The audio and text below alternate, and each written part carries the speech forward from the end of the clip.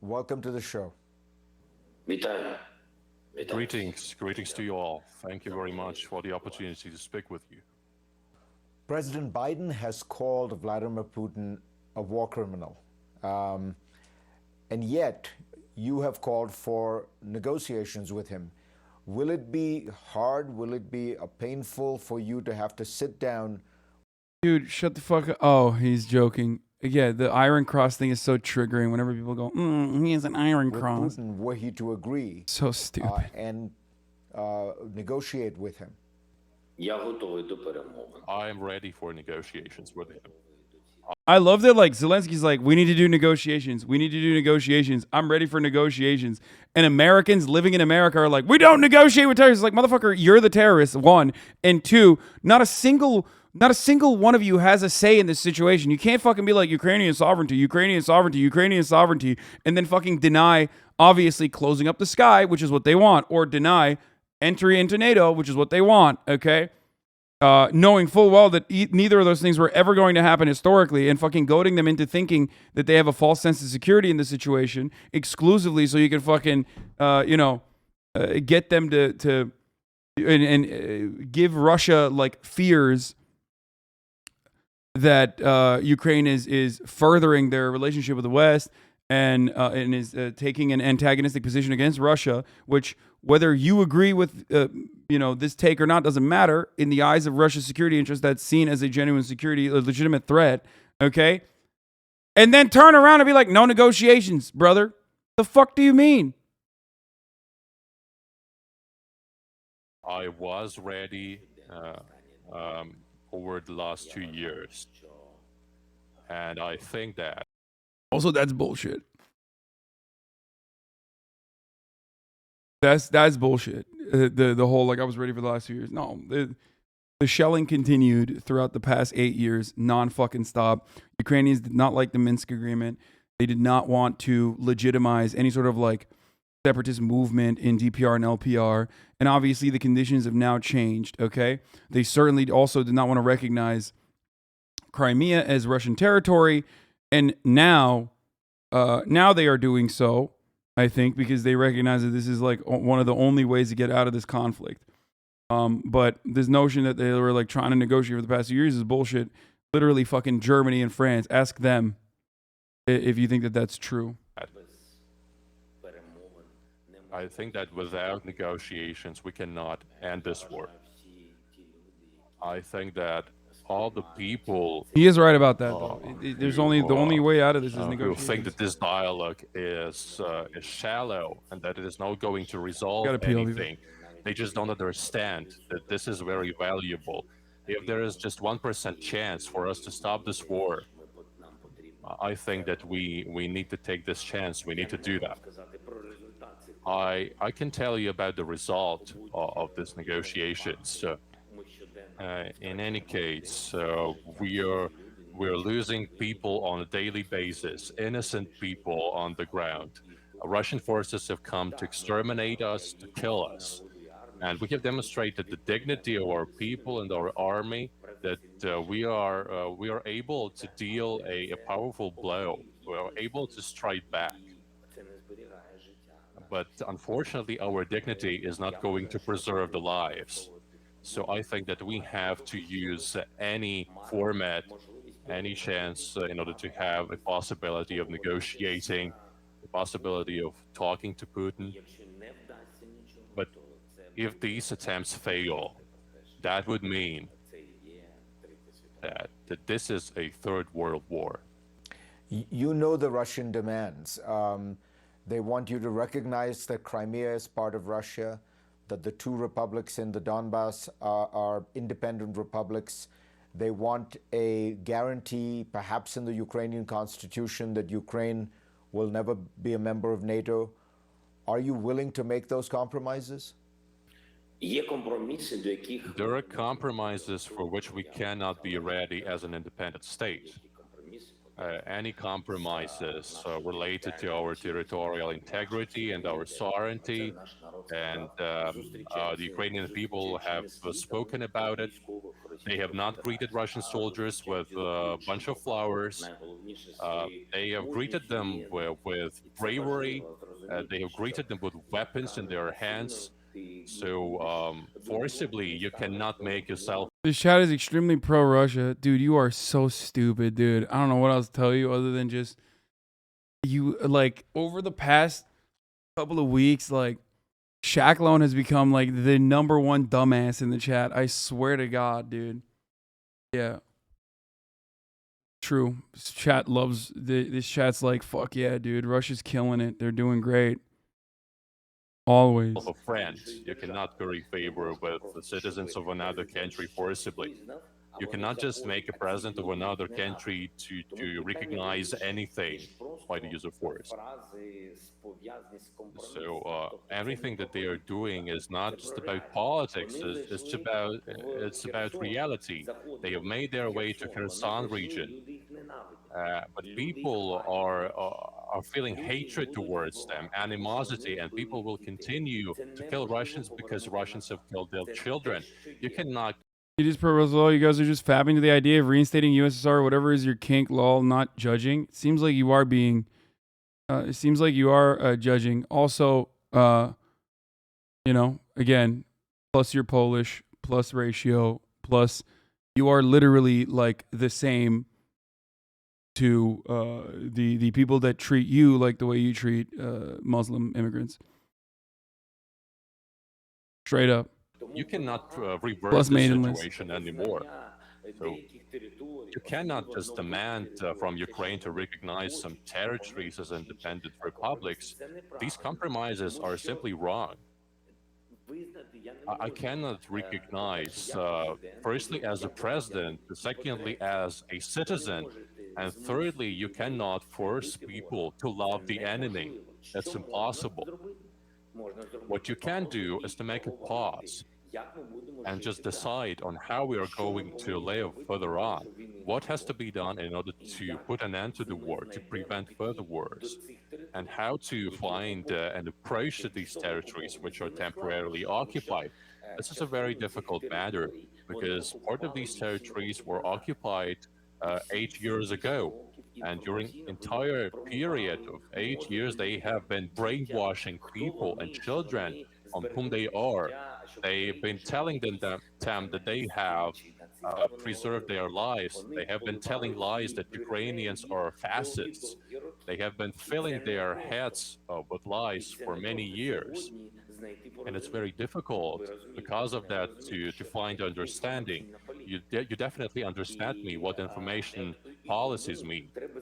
Therefore, we have to come up with a model where Ukraine will not lose its sovereignty, its territorial integrity. We cannot concede to it. But still, we have to find a model of understanding to prevent further wars between our territories that we control and temporarily occupied territories. So whatever the discussions that we have in our negotiating delegations, I think that it's just the two of us, me and Putin, who can make an agreement on this. The second story is related to ultimatums that cannot be there, emanating from one country to another country. I mean, in general, and concretely in terms of Russia's ultimatums to Ukraine. And there cannot be any ultimatums from any country whatsoever to another country, regardless of the army it has, regardless of the finance, regardless of the size of the economy. And then is on stream, such reacting, such working.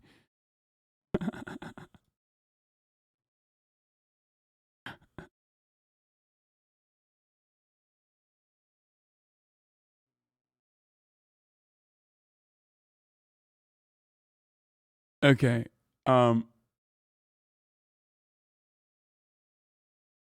So react harder. So what Zelenskyy said about obviously wanting to negotiate with Putin is understandable, reasonable, good.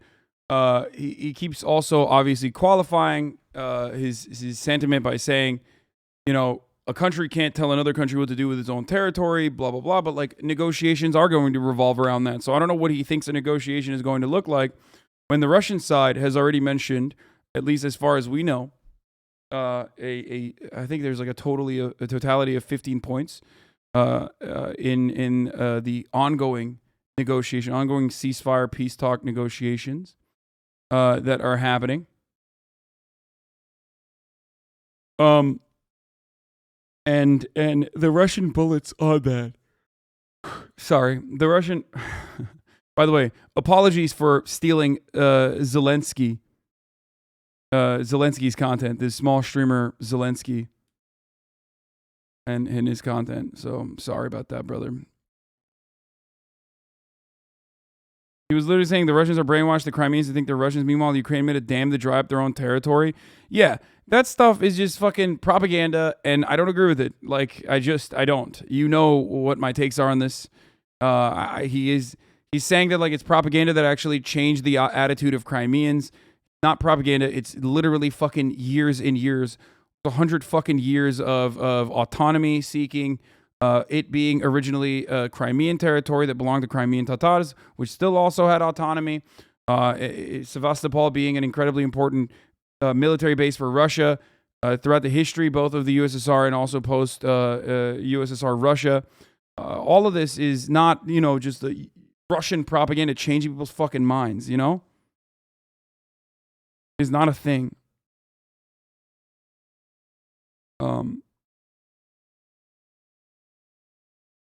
It's just not. It's not.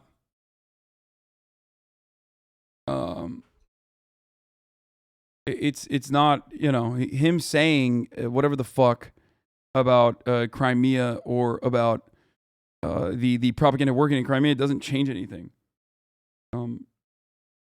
I guess maybe it'll give him a stronger backing to like act like he has a shot at not recognizing Crimea in the talks or something. I don't know. Because it's international law. It's about respect to the sovereignty of each country. Therefore, dialogue is the only way out. It is through dialogue that we have to resolve the matter of security guarantees for Ukraine. We do not want to give any country a possibility to attack us. Today it's the Russian Federation.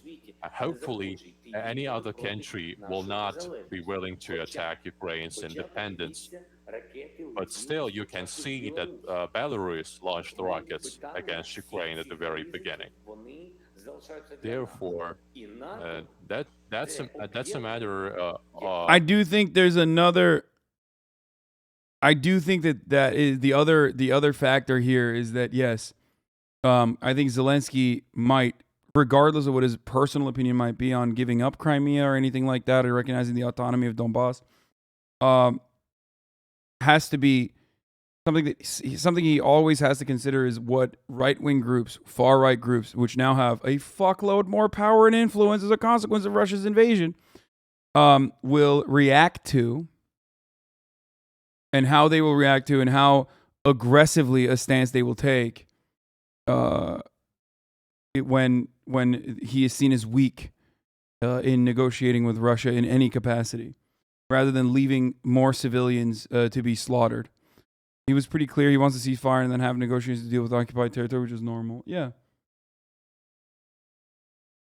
It's not fanatic groups, it's fucking citizens of Ukraine. We're not up to give up the territories we have. Fuck that. Yeah, except, first of all, Donbass, LPR, DPR. Donbass, LPR, DPR being autonomous, like in the original Minsk agreements, is understandable. It's still a part of Ukraine. It's not going to be Russian territory. It's not even going to be sovereign. I think that's the final way to that's the final attitude here. And if you're going to talk about Crimea, I don't know what to tell you about that. It's just like, it doesn't matter what your point of view is on that circumstance. The people living in Crimea are happy. It doesn't matter if you think that like compromises the territorial integrity of a country that, borders that were drawn and territorial integrity of a country, which had like half of Donbass was still controlled by Ukraine before the war. Yes, I know.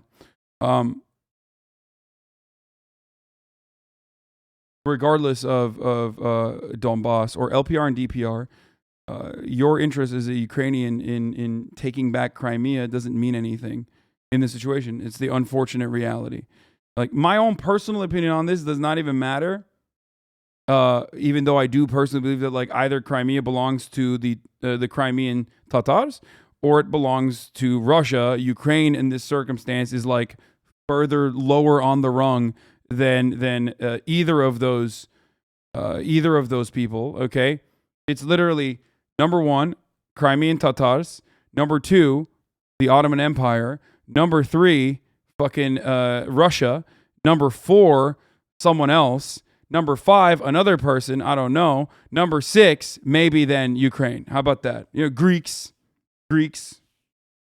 And then, you know, sixth on the line is fucking is Ukrainians, which is crazy. Like, it's just crazy. 4 and 5 are Mongolia. Yeah, it just does not make any sense to just be like, fucking, yeah, number one, Albania. You can't just be like, yeah, these lines were drawn and it's ours now. Like, sorry, it's just ours. And we have to defend the territorial integrity and sovereignty of Crimea. It's like, dude, the citizens want it. The citizens are happy with this. Like, yeah, there were Ukrainian people living there who aren't, okay?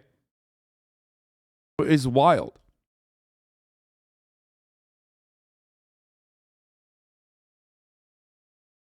If you think Crimean Russians live on Tatar territory, then half Turks live on Greek territory. Dog, I'm a half Turk that lives, or half Greek that lives in Turkish territory.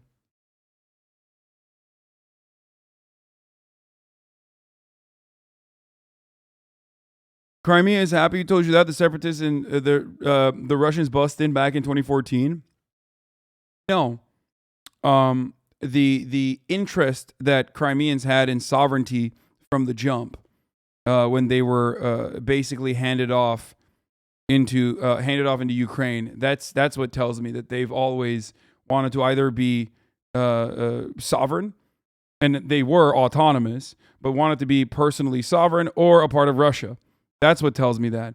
And then also the millions of fucking polls that have been conducted since and leading up to the Gallup polls, like Western polls, not Russian polls, that show how much Crimeans' opinions differed from the opinions of Western Ukrainians.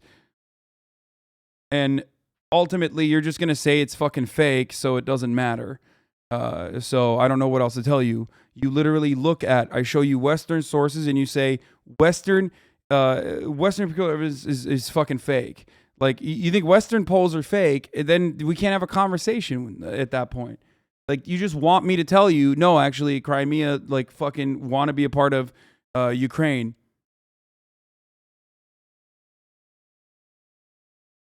You know, it's copium from people who have no interest or no, it's wild. It's just like, you have no interest, no connection, you don't care about the interests of the citizens on the ground. You're just arguing for the sake of arguments. It's very weird. It's a very strange thing. And it's about a country that you weren't even aware of. It's about a fucking area that you weren't even aware of, that you still don't know the history of.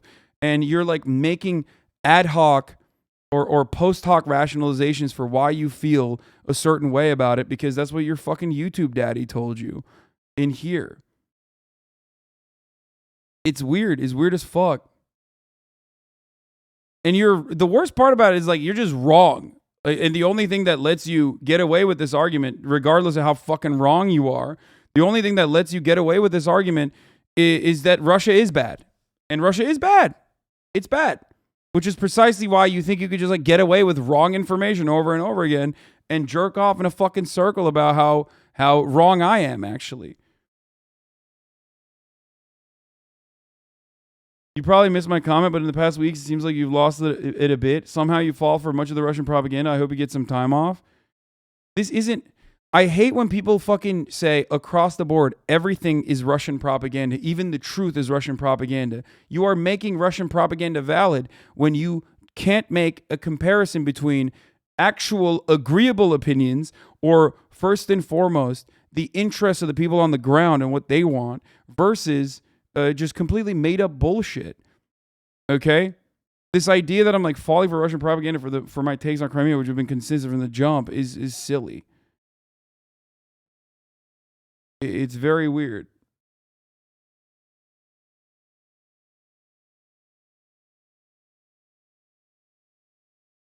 Our very anti-Russian Belarusian cleaning lady said the boy from America talking about the war can't even read info in Russian, so he does not understand. You got roasted, my dude. Fuck yeah.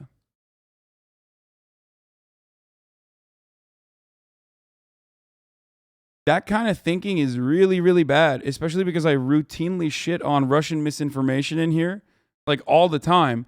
So it's really fucking bad that your automatic predisposition is like something seems kind of pro-Russian, which means it must be Russian propaganda, which means you're falling for Russian propaganda. That is the easiest way that you can. That is the easiest way that you will lose sight of what is true in a situation where it's incredibly, incredibly, incredibly difficult to figure out where the truth lies.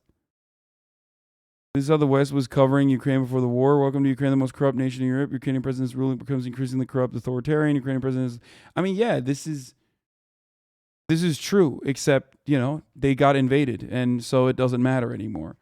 And I do believe that. It literally, all this shit does not matter now that Ukraine got fucking invaded by Russia. So, thank Russia for that if you want.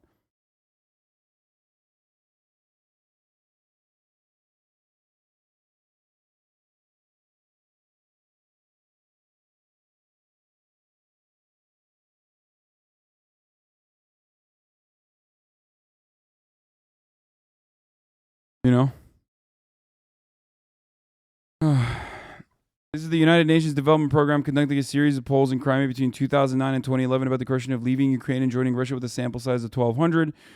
2009, 70% yes. 2009 Q4, 67%, 66%, 65%. 2010 Q3, back to 67%, 66%. 2011, 65% saying yes, and 14% saying no. The majority of people living in Crimea have historically had either interests of complete sovereignty or sovereignty and then 1,200 KEKW. Dude, I love that. I love that. You are literally a fucking Republican, I think. Right? Is that not a good enough sample size? What the fuck? Do you not know how surveys and statistics work?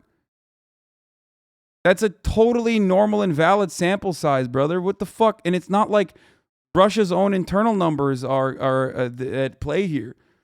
It's literally the United Nations Development Program. And you're like, nah, it doesn't matter. Doesn't fucking matter, dude.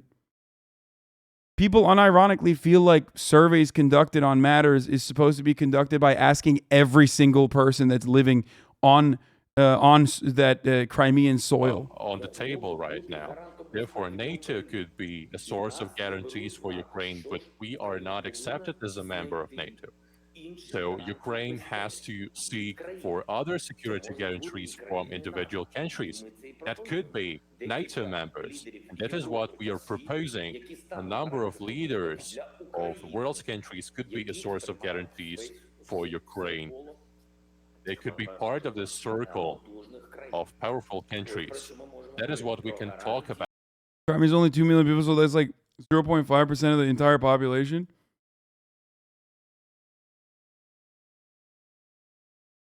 I don't get why you're pro-Russian Crimea, to be honest. The only really acceptable answer is independent sovereignty. It's one overlord to another, harm reduction style right now. Okay. The only reason why I say this is because I respect the wishes of the people on the ground, and I also recognize that, again, it is Russia's entry point into the Black Sea historically. That's where Sevastopol is. That's where there's, newfound natural resources as well. But more importantly, that's Sevastopol. You can't, that's undeniable. Sovereignty or not, it's still fucking going to be. You went on Crimea in 2019. General Assembly adopts resolution urging Russian Federation to withdraw its armed forces from Crimea, expressing grave concern about growing military presence. Yeah. Nice of them to do that. This really solved the situation, I think. Remember, remember when wasn't there another General Assembly resolution where Russia backed stopping the promotion of Nazis, and the only two countries that said no to that were the United States of America and Ukraine? Neither of those things are relevant in this situation. It's just the fucking United Nations. They can't do anything. These are the election results before the annexation of 2014. Oh, the 2012 Ukrainian parliamentary election. Yeah.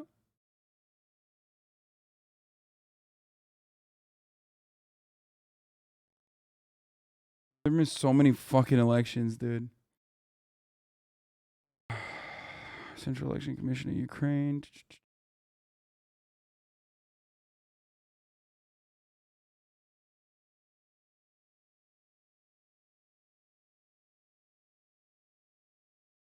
I mean, dude, yeah, it's not even...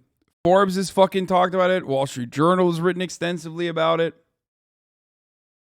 Despite concerns about governance, Ukrainians want to remain one country. So you might think, oh, the title says Ukrainians want to remain one country. Yeah, Ukrainians in Western Ukraine have drastically different opinions than Eastern Ukraine. Because Eastern Ukraine has Russian people living in it. Okay? More Russian people living in it.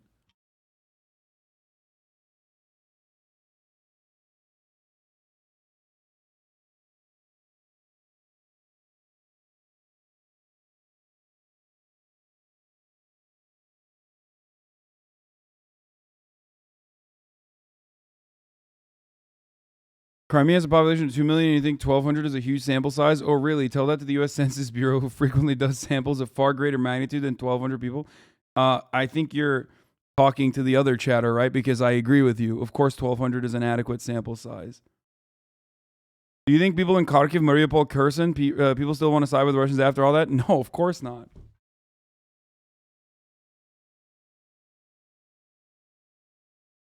Of course not. Dude. I'm anti-invasion from the jump. I don't know how much more clear I can make this. Security guarantees for Ukraine. When you hear Vladimir Putin talk about the Ukrainian government as being full of... Bro, I watched Spider-Man last night, and I can't get it out of my mind that, like, Fareed Zakaria is like brown Willem Dafoe. Sounds like him, kind of looks like him too. It's just crazy. Of neo-Nazis. When you hear Vladimir Putin talk about... Literally about to go Green Goblin on his ass, dude. Straight up. Spider-Man! I'm sorry. The Ukrainian government as being full of neo-Nazis. As somebody who is of Jewish descent, how do you react to those statements? Well, there are rare occasions when I smile and when I laugh. For me to hear it, it's as if something similar to a joke. I cannot take this statement seriously. So, upon hearing the situation, hearing these statements at first, you just think to yourself that this person has been in the leadership position for so many years, and this person is supposed to have a very clear understanding of what Ukrainian people are because of the Soviet legacy. But I think that currently Putin is an information bubble. I think this is information bunker, and it is so powerful, this bunker of information, that he really thinks that Ukrainians are neo-Nazis. So this is a laughable statement for me. But then a strike of fear resurfaces I'm not afraid of anything except for people. But the fact is that if he is serious about his statements, he might be capable of very horrendous steps, because that would mean that this is not a game for him. If he really believes in this, if it's not a game, then we will just continue fighting against it. If it's a game, but if it's not a game, if he's serious about it, if he thinks that this is his mission to conquer our territories, and if he sees signs of neo-Nazism in our country, that many questions emerge about what else he is capable of doing for the sake of his ambitions and for the sake of his mission. So this what gives rise to a feeling which is not very pleasant and which is very frightening, very hazardous, that it can be an information bubble which will continue to exert pressure, and it will pressurize Putin to further escalation.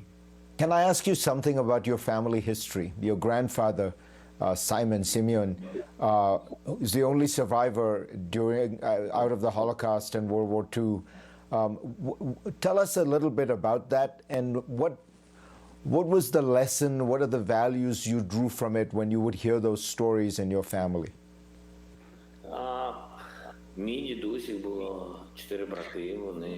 Well, my grandfather and his 4 brothers were living in an ordinary village, and then the Second World War started. My grandfather was graduating from military college at that time, and all of his brothers went to war because their father said that they had to protect the country. They had to fight fascism, so they went to war, and all the brothers died. And my grandfather survived the entire war. His father and his mother were killed in a terrible fire. The Nazis set ablaze the entire village where they lived and where my grandfather was born. All the brothers perished in the front line. He was alone to be left standing. He returned home. He ended up in the city of Kryvyi Rih, where I was born. He was a captain of an infantry unit. He was awarded with a number of military orders, like a Red Cross, like a Red Star, for his heroism and his bravery. He was wounded at war, and after the war, he started working as an investigator, catching criminals, and eventually he became a colonel in independent Ukraine. So that is basically his life story. So when Russians are telling about neo-Nazis and they turn to me, I just replied that I have lost my entire family in the war, because all of them were exterminated during World War II. A number of my distant relatives are still living. Okay, listen. I don't think it's the appropriate time for this, okay? But at a certain point, at a certain time, I mean, maybe leading up to this or maybe after this, okay, hopefully once this war is over, the question you should ask, which Western media never does, is how do you feel about it? Like, how do you feel? How does your grandfather feel about it? Feel like the Azov battalion has neo-Nazis in it?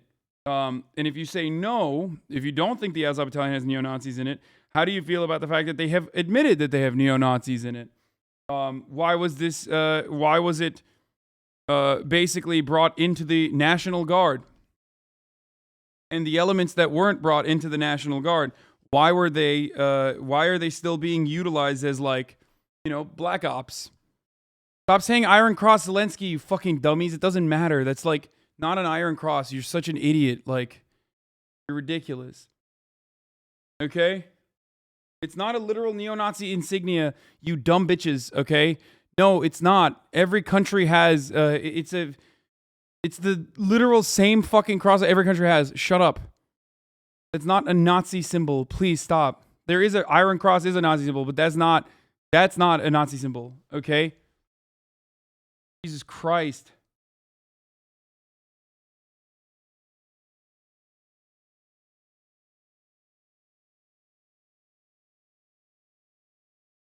Iron Cross can be a Nazi symbol, rather.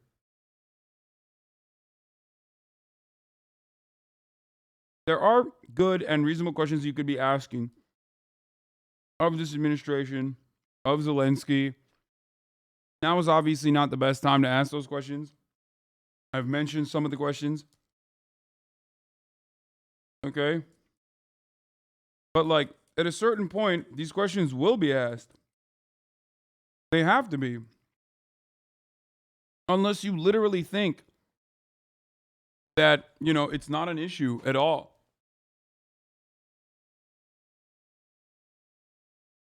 And some of you don't think it's an issue. And I think you're ridiculous for not recognizing it as a huge problem. Some of them are in the United States, in Poland, or in Israel. That is what I know. So basically, that is all. So Nazism in our family evokes a huge amount of misunderstanding. So we do not understand what they are talking about. What kind of Nazis in the country? We fought a war with these people, Nazis. So I have a question to those who are raising this topic of Nazism in the Russian Federation. I'd like to hear from them, in what front lines did their grandfathers fought?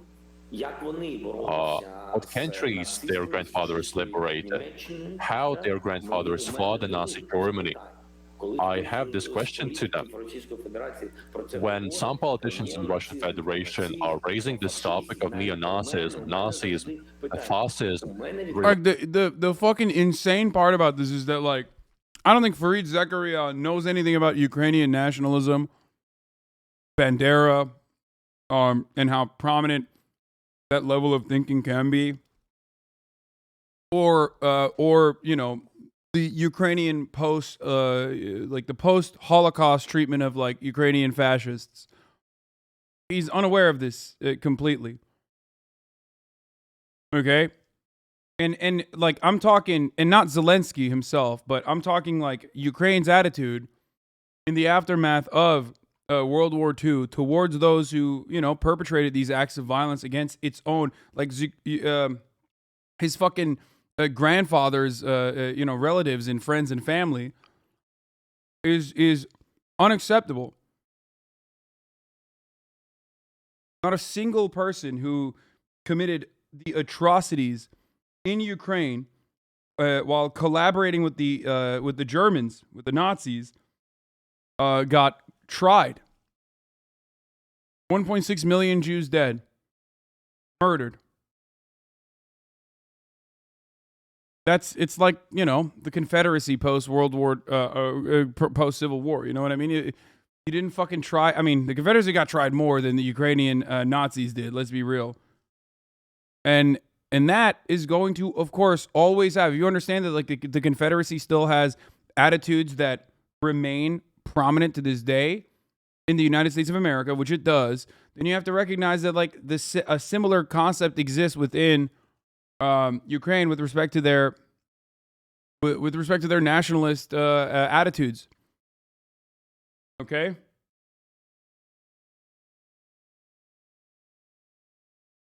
Dreamer knows better. I mean, in this situation, a little bit. Related to me, I have a question that, well, my biography is open and everyone is well aware about my biography. You can find facts about my family and open sources. But what about the relatives of Russians? I do not know about anything about their relatives of Russians who fought in the Second World War, who was talking about neo-Nazis. The entire territory of Ukraine was occupied. The Nazi regime occupied the entire territory of Ukraine, and Ukraine fought against Nazis. And by the way, if I'm not mistaken, for more than 70 days, Kiev resisted the offensive of Nazis. It fought the way it is fighting now. It has always been fighting. I mean, he's right. They did.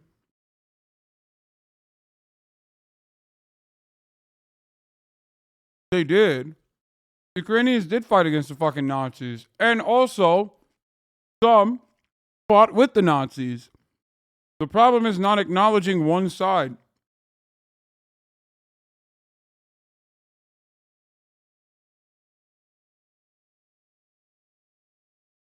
Okay? And the people that, when fuck Putin, but the people that talk about the Azov Battalion or nationalism in Ukraine being like a worrying sign aren't fucking talking about, or some might be, because some are crazy.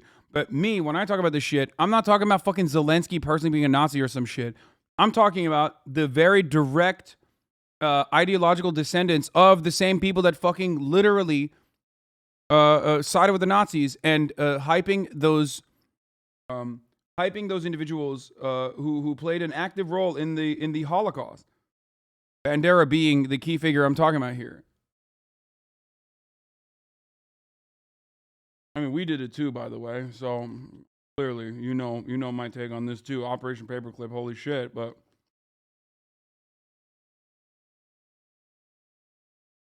for many days, it was repelling the attacks. It was a great battle. Many people were dead, but they continued their resistance. And I know many people in Russia who were occupied and who struggled against. wait, what? Are we saying Ukraine GA has more race than other countries, or about the same? Lol, chat is so reactionary. No, there is truth to this. There's absolutely truth to this. Every country has racists. I think that there are plenty of areas that have more fucking racist people or more direct Nazis than numerous Ukrainian cities. The problem is denying the existence of one thing, and completely acting like it's a silly notion or Russian propaganda or some shit like that. The Hitler's regime, but Kyiv was occupied, and Moscow was not. You cannot say. They cannot just say about their feelings that Ukraine is a betrayer or that we are neo-Nazis, because Russians are acting in the same manner as neo-Nazis at the moment. If you take a look at the history, at scientific materials, you can just look at what Nazis did. They blockaded Kyiv, they blockaded other cities to prevent the supplies of water and food, and this is exactly what Russians are doing now. This is what they are doing in Mariupol.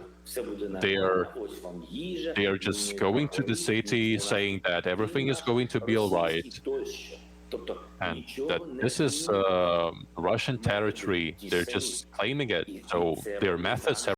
Oh my God, Bandera, fight against Soviet Union, not against Jews. Hello. Holy fuck, you are dumb as fuck. No hard feelings.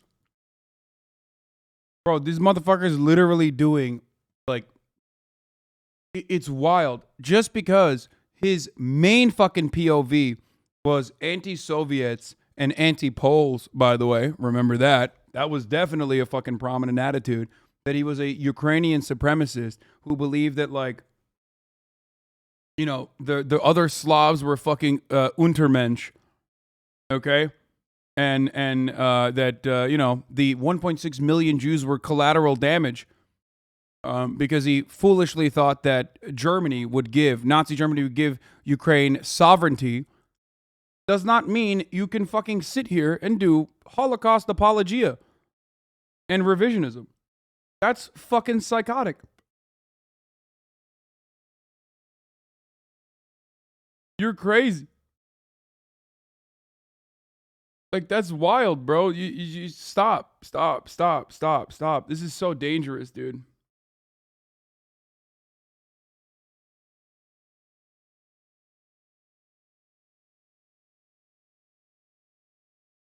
So fucking stupid.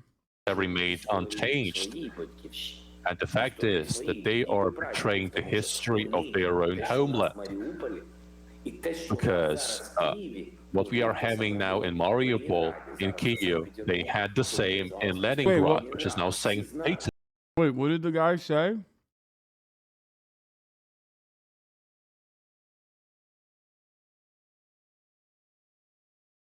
What was his logs? I need to find it.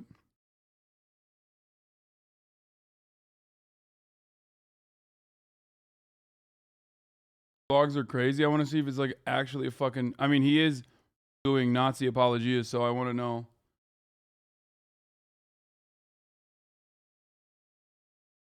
The Bandera chatter was doing Holocaust revisionism.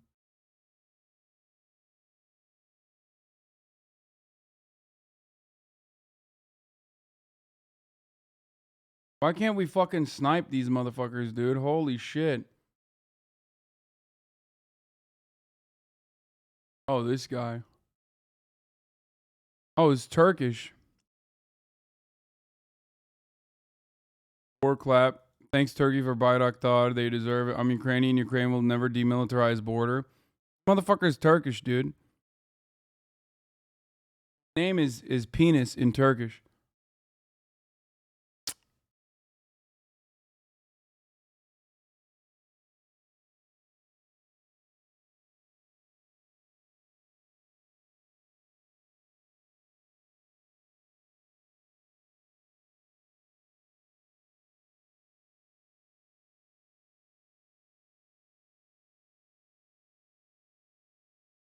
As always, cringe take kek W. Time to hype up. Why you have sub goal?